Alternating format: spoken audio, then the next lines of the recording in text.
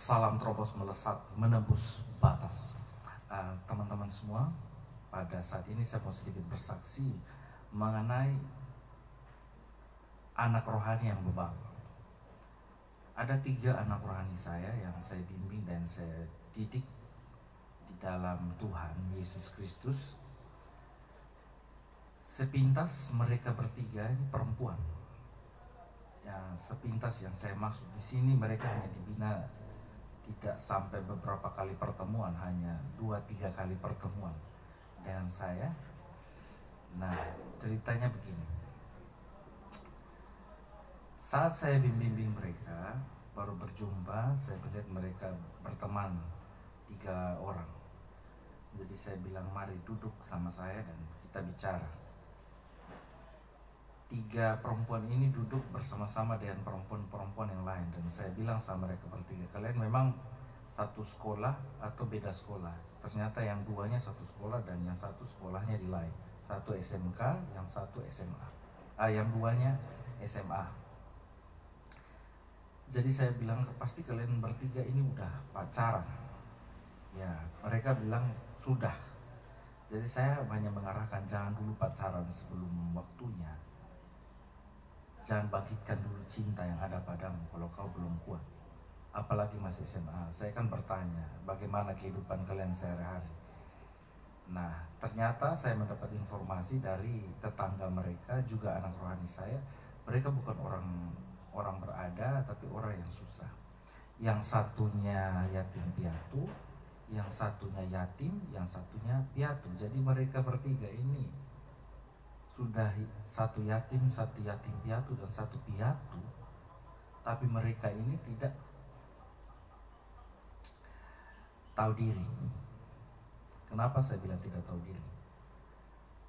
Saya sudah bilang pada saat itu, bilang begini, jangan dulu pacaran sebelum waktunya. Banyak yang saya katakan, saya arahkan sama mereka, tapi lihat dari cara mereka berpakaian seragam, mini, dan mereka senyum di depan saya, tapi sebenarnya mereka tidak mau. Dan saya melihat mereka tidak mau diatur.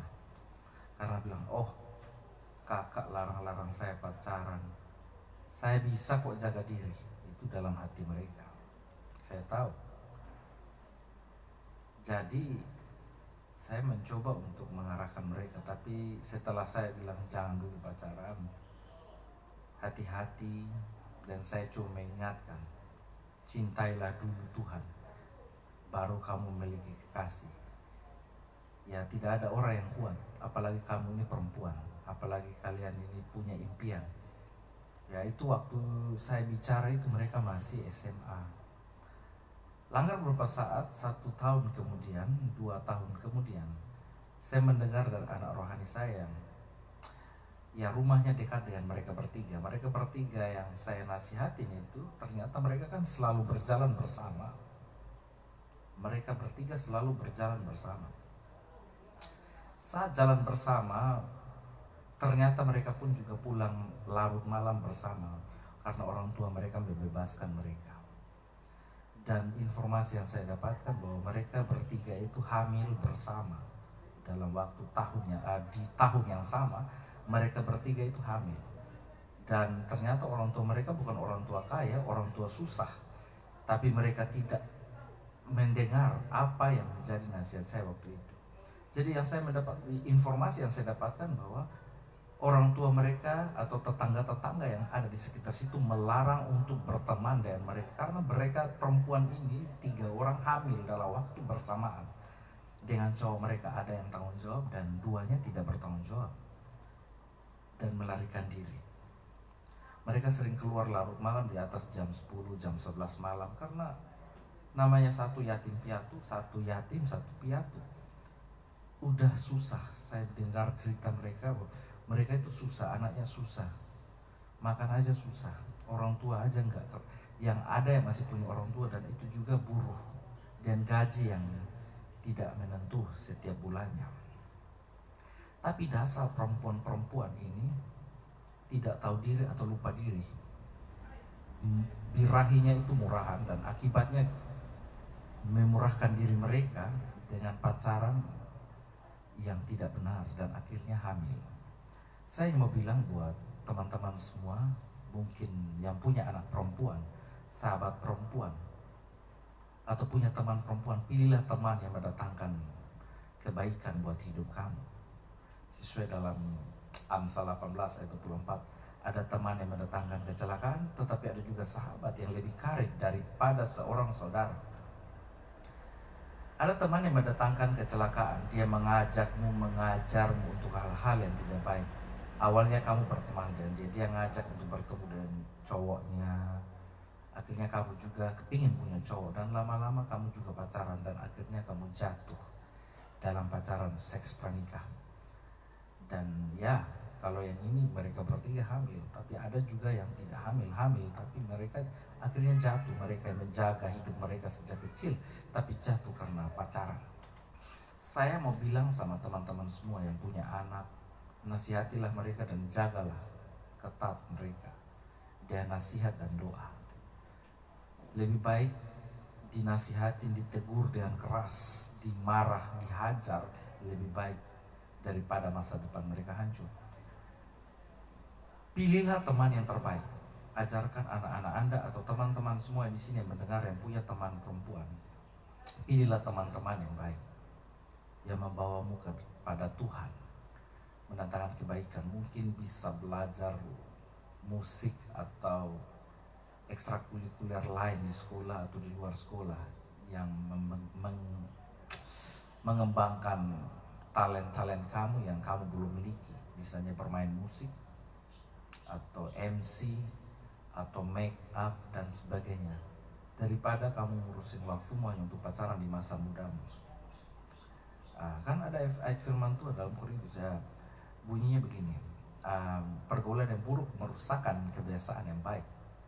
Kalau sudah bilang pergaulan yang buruk merusakkan kebiasaan baik, mungkin awalnya kamu itu cewek yang baik-baik, anak yang baik sejak kecil, tapi karena pergaulannya salah dengan teman yang buruk, orang yang buruk, sosial media yang buruk, kamu akhirnya jadi buruk juga, hancur di hadapan Tuhan dan di hadapan banyak orang, dan menimbulkan banyak aib yang mempermalukan dirimu sendiri saat ini dan akan datang tentunya, dan bisa menjadi jebakan buat masa depan kamu sendiri dan mempermalukan orang tuamu dan keluargamu. Saat saya masih ingat 3 anak rohani saya itu, saya bilang, ya saya tidak larang pacaran, tapi kalau kamu nggak mendengar dan kamu lebih menuruti keinginan dagingmu dan kesenanganmu, nanti kamu akan tuai sendiri. Saya juga kaget kalau mereka bertiga hamil bersamaan di tahun yang sama, sudah gendong anak, dan tidak ada yang bisa tolong mereka kalau cowok-cowok itu tidak tanggung jawab. Jadi saya mau bilang sama teman-teman semua, pilihlah teman yang terbaik. Bawa kamu kepada Tuhan, bukan bawa kamu untuk jadi jembatan, kenalkan sama cowok ini, cowok itu, cowok ini. Tahan dan kuasailah dirimu sebagai seorang perempuan mahal. Kalau kamu itu wanita bijak, kamu akan kuasai dirimu dan menguatkan dirimu sendiri. Jadi wanita itu mahal karena dia bisa menjaga dirinya, tidak punya mantan sampai dia menikah. Ya kalau bisa demikian. Ya kalau sudah hamil juga tidak ditanggung jawab oleh laki-laki yang menghamili kamu. Bagaimana? Kamu harus pikir, kamu harus menyusui dia, kamu harus beri dia makan, membesarkan dia.